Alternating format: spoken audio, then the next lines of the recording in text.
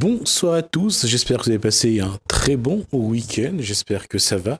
En tout cas, pour commencer cette semaine, nous on va parler d'éducation, on va parler de la FCPE, la Fédération de Conseil d'école des parents d'élèves donc de La Réunion. Ils ont eu leur congrès il n'y a pas longtemps, on en parle dans Causement Réunionnais avec le président Daniel Amouni.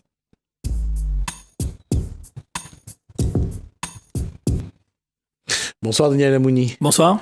Alors, on voit que, j'allais dire que pour vous, il n'y a rien qui change, il faudra quand même continuer le combat. Il faut continuer le combat, c'est l'intérêt des enfants. Alors, et c'est ce qui s'est dit lors de ce congrès ? C'est ce qui, oui, puisque le débat donc a porté encore une fois sur les rythmes, mais pas sur les rythmes scolaires. On a parlé du rythme de l'enfant et la nuance est importante, puisque le rythme scolaire est une phase, on va dire, qui dans le cycle de l'enfant. Il y a le temps de repos, il y a donc le temps scolaire, il y a le temps des loisirs, il y a le temps de la découverte, etc. Donc c'est dans sa globalité qu'il faut prendre les choses et c'est de ça qu'on a parlé, puisque on a tendance à se focaliser sur le rythme scolaire, on oublie tout le reste. Et ce qui est important pour nous à la FCPE, c'est de raisonner dans la globalité. Et si on raisonne dans la globalité, et si on place l'enfant au centre du système, eh ben, ça ne peut être que bénéfique que pour lui. En tout cas, c'est ce qui est ressorti du débat, très riche, très soutenu, avec des échanges avec les parents d'élèves, avec le représentant de la mairie, il y avait aussi un représentant de l'ISAM, quand il y a une association qui prône notamment la méthode freinée, pour ceux qui connaissent. Et donc, beaucoup d'échanges, beaucoup d'interrogations. Et effectivement, on est toujours ce qu'on constate, c'est qu'il y a toujours cet amalgame ou cette fixation sur les rythmes scolaires. Et donc, il a fallu aussi expliquer la différence par rapport donc le rythme global de l'enfant. On le voit, là, on prépare déjà donc bien sûr la rentrée scolaire. On voit que l'État essaye de montrer qu'on ferme des classes là où il n'y a plus personne pour en ouvrir à d'autres. Pour d'autres personnes, c'est juste un redéploiement d'enseignants pour ces écoles. Comment faut-il voir cette prochaine rentrée et est-ce que ça va se passer dans les conditions optimales ? C'est un euphémisme que je viens de dire. Optimales pour les élèves. Écoutez, le gouvernement, je pense que il est dans la com. Il est dans ses messages pour tenter de rassurer notamment les parents, pour dire aux parents que tout va bien. Nous, on a des craintes. Pourquoi est-ce qu'on a des craintes ? Puisque on est avec un gouvernement qui met en place un certain nombre de choses sur lesquelles nous, on ne conteste pas, notamment le dédoublement de classe des CP. Sauf que ça s'est fait à moyen constant et qu'à la rentrée, on va étendre la mesure au CE1. Toujours à moyen constant. C'est-à-dire que on va faire avec ce qui existe aujourd'hui, on va dédoubler les classes et donc la question c'est comment on va faire, avec quels enseignants, avec quels moyens. Donc la question est toujours là, c'est on veut faire des choses, on affiche un certain nombre de choses, on dit aux parents vous inquiétez pas, etc., etc. Sauf que derrière, il y a un problème des moyens. Et donc, le rectorat, lui, il faut qu'il trouve des solutions, il faut qu'il bricole. On a aujourd'hui des problématiques sur notamment l'expérimentation qui est menée dans l'Ouest sur le remplacement de courte durée, qui pose problème aujourd'hui. C'est parce que justement, on doit trouver des moyens pour combler. Donc, on va prendre d'un côté pour remettre de l'autre côté. Donc, oui, il y a un jeu de redéploiement, un jeu de chaises musicales, si on peut dire ça comme ça, quoique normalement, c'est pas tout à fait ça, puisqu'on a les mêmes moyens. Donc oui, on va fermer des classes dans certains endroits, on va ouvrir peut-être d'autres, je n'en ai pas certain, mais au final, pour quel résultat ? Voilà. Donc nous, on est quand même très inquiets de la prochaine rentrée, puisque aujourd'hui, on ne sait pas comment ça va se faire. Et sur les mesures qui vont rentrer en vigueur, on sera donc à 1 an de ce nouveau bac. On sera aussi dans la mise en place de ce qui doit se faire au collège, finalement, ce qui était prévu, qui va se faire. Est-ce qu'aujourd'hui, il y a une visibilité ? Est-ce qu'aujourd'hui, on sait que... Parce qu'il y a aussi ces expérimentations dont on ne sait jamais quand elles commencent, oui, quand elles se terminent, et surtout pas quels sont les résultats. Ça reste quand même un peu flou tout ça, non ? C'est flou, oui, parce qu'on n'a pas de visibilité. Aujourd'hui, encore une fois, on fait des choses déjà sans concertation. la plupart du temps, ou alors on fait semblant de concerter, ou on concerte après en disant de toute façon on a déjà décidé. On affiche un certain nombre de choses, on a un ministre qui annonce des choses tout le temps, donc on est perpétuellement dans de la com. Nous, on attend les résultats et on attend aussi qu'on évalue un certain nombre de mesures. Notamment, on a permis aux communes de repasser à 4 jours sans avoir évalué le dispositif de 4 jours et demi. Donc voilà, on est perpétuellement en France, on a cette manie de vouloir à chaque fois de toujours changer les choses. Les rythmes scolaires, les rythmes de l'enfant, dans les autres pays, notamment les autres pays européens, ça fait plus de 30 ans qu'on n'en parle plus. Parce que la question a été réglée. Et aujourd'hui, ces pays se trouvent au niveau du classement PISA qui fait référence, dans le haut du classement, voire même aux premières places. Et nous, en France, on est toujours en train de débattre et on est à la traîne dans les classements. Donc, à un moment donné, il faut se poser les bonnes questions. Il faut arrêter de vouloir réformer pour réformer. Il faut arrêter de réformer en fonction de l'opinion, de vouloir faire plaisir aux parents, de vouloir faire plaisir aux enseignants. On fait plaisir à tout le monde, sauf aux enfants. Parce qu'à aucun moment, on s'est posé la question, on a posé la question aux enfants de ce qu'ils pensaient, eux, des rythmes scolaires. Alors qu'ils sont quand même les premiers concernés. Et on a posé la question aux spécialistes là-dessus déjà, et oui. On sait les éléments du rapport, on sait ce que le gouvernement en a fait de ce rapport, on ne dit pas de gros mots dans cette émission. La question, c'est, Daniel Amouni, c'est comment aujourd'hui les parents d'élèves peuvent se faire entendre, parce que les enseignants n'y arrivent pas non plus, les syndicats d'enseignants non plus, comment se faire entendre de ce gouvernement qui, à chaque fois qu'elle prend une décision, on dit c'est la bonne décision, et on voit à chaque fois que on a l'impression que c'est fait une fois par là, une fois pour une catégorie, une autre. C'est toujours divisé pour mieux régner. Aujourd'hui, on est dans ce constat, c'est qu'effectivement, donc la réponse elle est dans la question, c'est qu'il faut fédérer, il faut se regrouper, il faut justement pour pouvoir avoir du poids, pour pouvoir peser auprès des instances, des autorités, et notamment l'État, il faut avoir du poids. Et aujourd'hui, on n'est pas suffisamment fédérés. Donc, on a des parents. Moi, quand je rencontre des parents, ils me disent « Ouais, on n'est pas d'accord avec ça, on n'est pas d'accord avec ça. » Ou alors, on ne sait pas ce que c'est. Si on parle des rites, il y a des parents qui me disent « Mais oui, mais ça regarde pas nous, ça regarde les bons enseignants. » Donc il y a un devoir d'information, d'aller vers les parents pour les informer, pour discuter avec eux, mais il y a aussi, donc il faut qu'il y ait aussi les parents qui se rapprochent de nous, des fédérations, et notamment de la FCPE, qu'on discute, qu'on débatte, comme on a fait hier, parce qu'il y a des choses où les parents ils étaient contents d'être là hier, parce qu'ils ont appris des choses également, et nous aussi, parce que c'est un échange, et donc du coup c'est dans l'union, dans la fédération, et non pas dans des parents qui sont isolés dans une école, qui vont parler de ça, parce qu'aujourd'hui, notamment si on prend encore cette question, les parents nous disent, ben oui, nous on nous a demandé de voter, mais pourquoi on vote, puisque notre avis compte pas?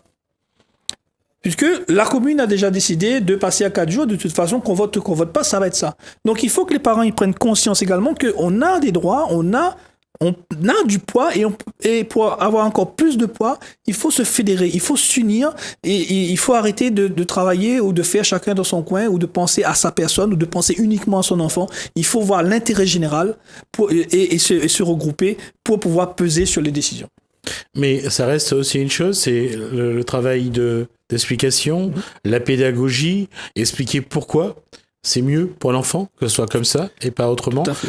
Et pour l'instant, on a l'impression que certains parents sont totalement déconnectés des problèmes scolaires et intrascolaires. Pourquoi est-ce qu'ils sont déconnectés? Donc la question qu'il faut se poser, c'est que je pense qu'aujourd'hui le système scolaire ne permet pas justement aux parents de pouvoir s'exprimer pleinement.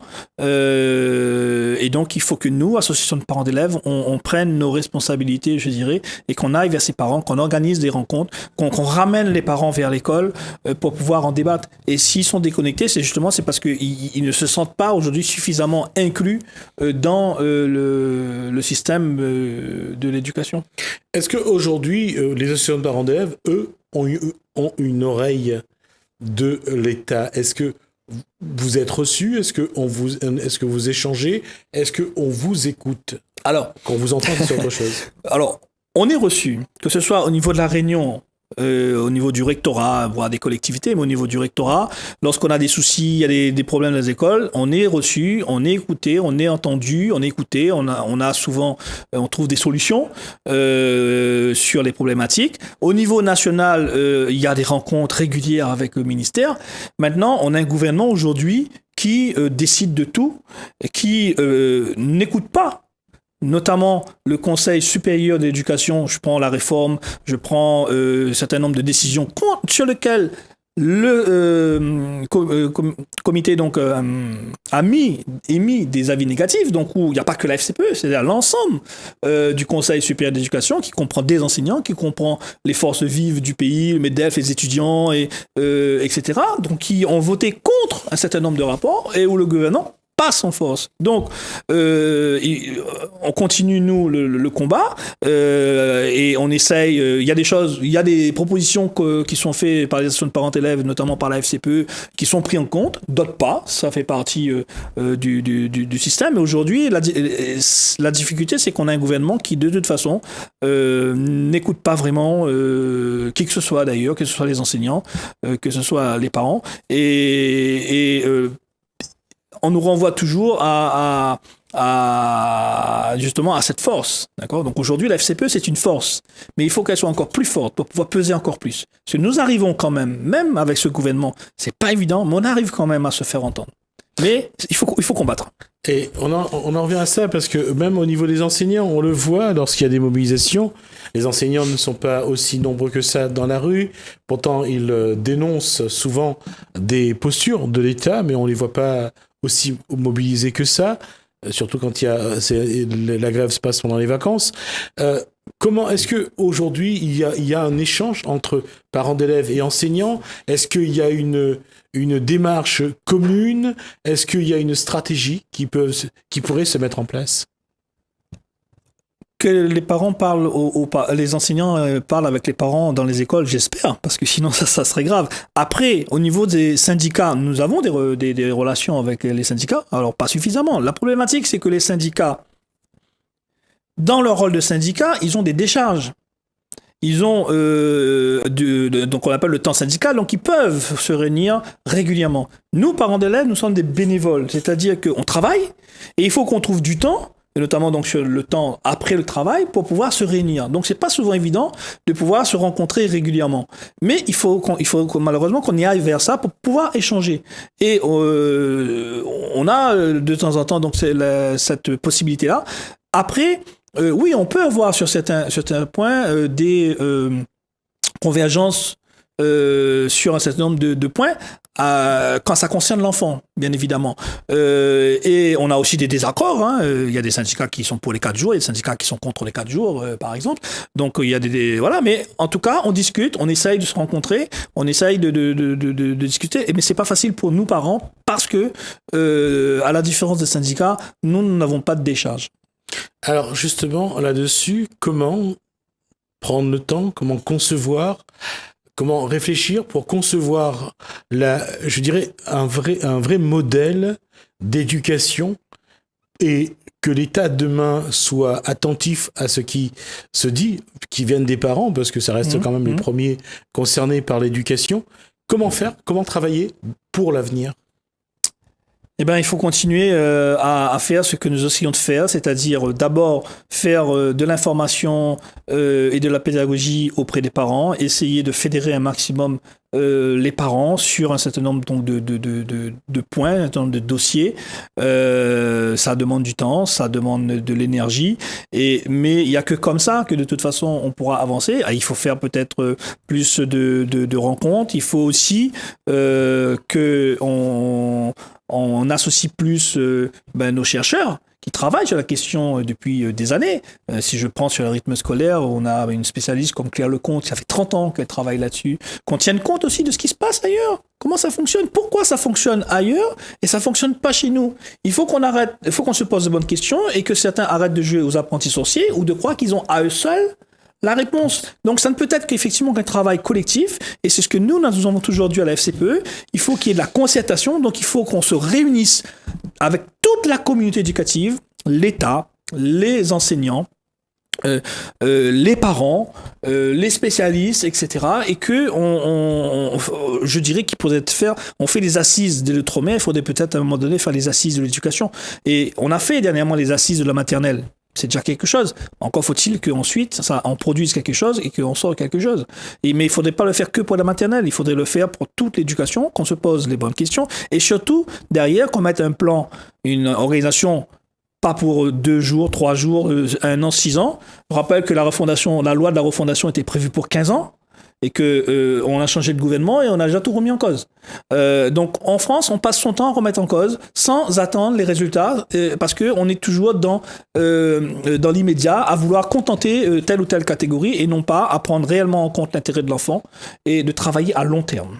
Parce que quelque part, quand on regarde la réforme du bac, ce qui va se mettre en place là, bientôt pour le bac de 2019, on a quand même l'impression que c'est un peu la naviguer à vue, parce que qu'est-ce qui change finalement fondamentalement dans ce bac-là, si ce n'est que on met un peu de contrôle continu, mais pour ceux qui connaissent un peu la politique, qui analysent, c'est peut-être un peu excessif que je vais dire, mais on a juste l'impression qu'ils ont réduit le nombre de correcteurs à ne plus payer pendant les examens, ça va faire des économies à l'État.